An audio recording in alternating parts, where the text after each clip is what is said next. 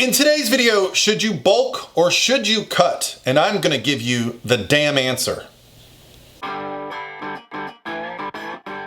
Hey guys, what's going on? This is Paul Rebella from ProPhysique.com. In today's video, we're gonna break down the topic of bulking or cutting. I wanna kind of go through a little bit of my history, and I'm gonna give you my exact opinion on what you should do at this point in time, because this is without a doubt the question that I get most often. People send me pictures right here on my Instagram direct message, and they give me their stats and they say, hey, should I be bulking or cutting? And a lot of this goes back to like my early days getting in the gym, because there seems to be this idea that you are doing one or the other. There's no such thing as just building and staying lean. You're either cutting or you're bulking. You're either, restricting calories and doing cardio and high reps or whatever way you cut, or you're eating all the food and you're gaining weight at a rate of 3 pounds per week, and there's no in between. So I want to talk because almost everybody's in the same situation. Almost everybody's in the situation where their weight is lower than they want it to be, and yet their body fat is higher than they want it to be.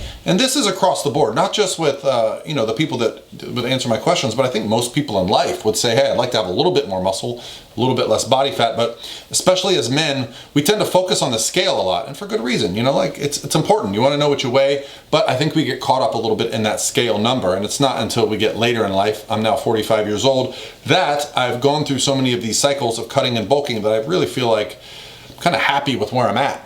I'm never completely happy, but I've learned to accept where I'm at and understand how do I make the changes. And so that's given me confidence to kind of go through this process. And now as a coach who coaches bodybuilding competitors and lifestyle people, what do I find? I find the same kind of goals, and my goal is to help everybody reach those goals. So I'm going to talk to you guys today specifically about what you should do, what approach you should take. Now, here's the first thing we want to talk about.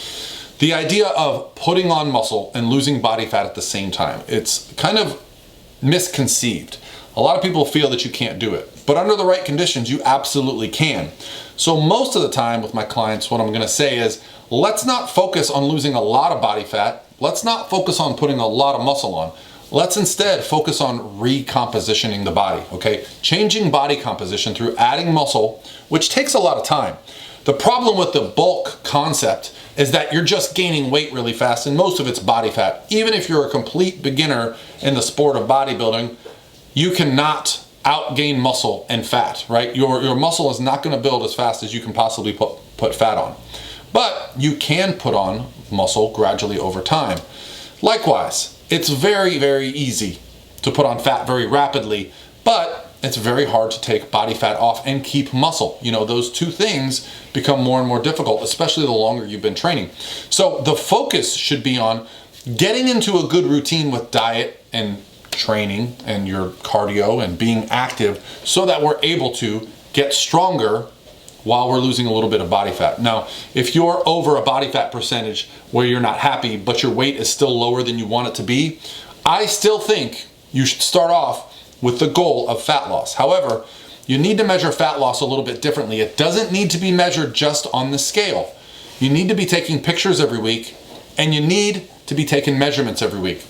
For example, the waist. There is no waist muscle, right? So if you're measuring your waist and your waist is going down, well, you know you're losing body fat. So if the waist measurement is going down, but the scale is not, what does that tell me? That's an improvement in body composition. Why? Because lean body mass goes up, but body fat is going down, resulting in no net change on the scale. So that's my answer for you guys. I said I was gonna give you an answer. The answer for me, at least in my experience, is go ahead and start with the fat loss phase. Because if you get into a really good training program, you're eating plenty of protein, and you're getting good rest and recovery, and you're getting stronger, you're gonna be putting on muscle, okay? Now, don't be unrealistic about your expectations of what the scale is gonna do. Probably the most impactful thing you can do for scale weight that's not body fat is lifting hard, maybe take some creatine. Creatine did wonders for me. I definitely put on a few pounds of lean body mass the first time I ever took creatine consistently. But eating enough protein, training hard, getting good recovery, that's gonna be your long-term success. So that's it, guys. What should you do? Should you bulk or should you cut? My answer is you should cut with the intention of building muscle while you do it. Get to a body composition where you're happy, and then just keep getting stronger from there.